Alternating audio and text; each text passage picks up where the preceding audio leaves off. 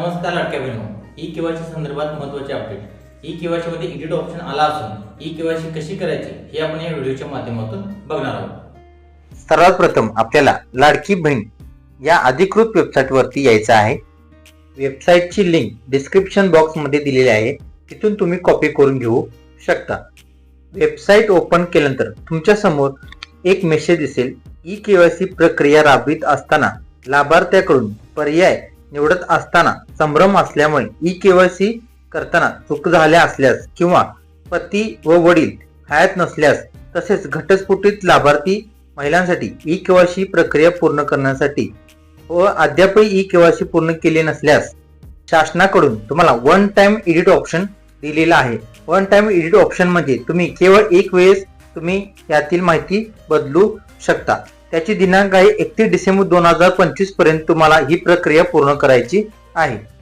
E KYC करण्यासाठी इथे click करा या बटनावरती तुम्हाला क्लिक करायचं आहे। नेक्स्ट पेज वरती आल्यानंतर तुम्हाला ई केवायसी मुख्यमंत्री माझी लाडकी बहीण अशा प्रकारे दिसेल। लाभार्थी आधार कार्ड तुम्हाला इथं एंटर करायचं, म्हणजे लाभार्थ्याचं आधार कार्ड तुम्हाला इथं एंटर करायचं आहे। आधार कार्ड योग्यरित्या एंटर केल्यानंतर तुम्हाला समोर दिलेला कॅप्चा कोड समोरील दिलेल्या टेक्स्ट बॉक्स मध्ये एंटर करायचा आहे। तुमचा आधार नंबर आणि कॅप्चा कोड एंटर केल्यानंतर तुम्हाला मी सहमत आहे या चेकबॉक्स वरती चेक करायचा आहे। त्यानंतर तुम्हाला OTP पाठवा या बटनावरती क्लिक करायचा आहे।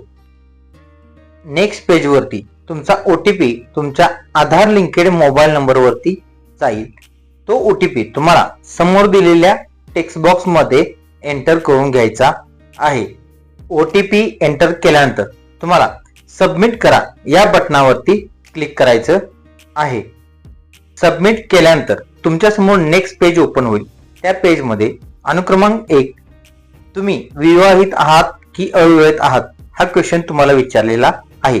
तुम्ही विवाहित असाल तर विवाहित बटनावरती क्लिक करा आणि विवाहित नसाल तर अविवाहित वरती बटनावरती क्लिक करा। तुम्ही विवाहित आहात हे सिलेक्ट केल्यानंतर तुमच्या समोर नेक्स्ट पेज ओपन होईल। अनुक्रमांक 2 त्यामध्ये तुम्हाला 3 ऑप्शन दिलेले आहेत। पहिला ऑप्शन आहे तुमचे पती हयात आहेत का। दुसरा ऑप्शन आहे पतीचे निधन झालेले आहे का। त्यानंतर तिसरा ऑप्शन आहे तुम्ही घटस्फोटित आहात काय। या तिन्ही ऑप्शन मधील तुमचा जो योग्य ऑप्शन आहे तो तुम्हाला इथं चूज करायचा आहे। योग्य ऑप्शन निवडल्यानंतर तुमच्या समोर नेक्स्ट पेज ओपन होईल। नेक्स्ट पेज वरती तुम्हाला तुमच्या पतीचे नाव किंवा वडिलांचे नाव या टेक्स्ट बॉक्स मध्ये दिसेल। तसेच तुम्हाला तुमचा जात प्रवर्ग निवडायचा आहे।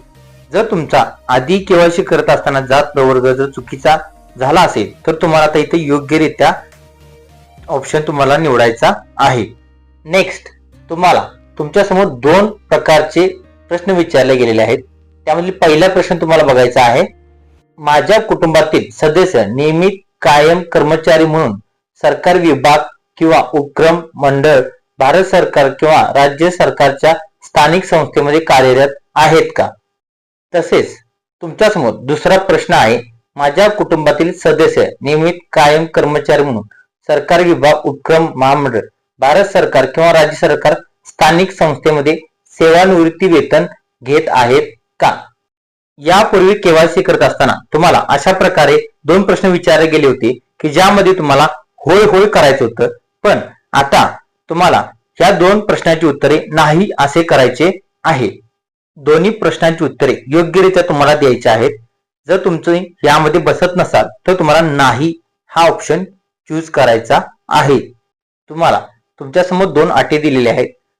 माझे पती हयात नसून पतीचा मृत्यू दाखल्याची सत्य प्रत संबंधित जवळच्या अंगणवाडी सेविका यांच्याकडे दिनांक 31 डिसेंबर 2025 पर्यंत जमा करेन। दुसरी अट आहे A व B मध्ये देण्यात आलेली माहिती खरी असून खोटी आढळल्यास खोटी माहिती दिल्याप्रकरणी सक्त कारवाई करण्यास मी पात्र राहीन।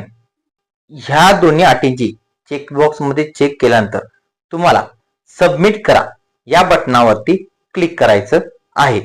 सबमिट बटनावरती क्लिक केल्यानंतर तुमच्या समोर तुमची ई केवायसी पडताळणी यशस्वीरित्या पूर्ण झाल्याची दिसेल. अशाच नवनवीन माहितीसाठी चॅनेलला लाईक करा, शेअर करा, सबस्क्राईब करा. धन्यवाद.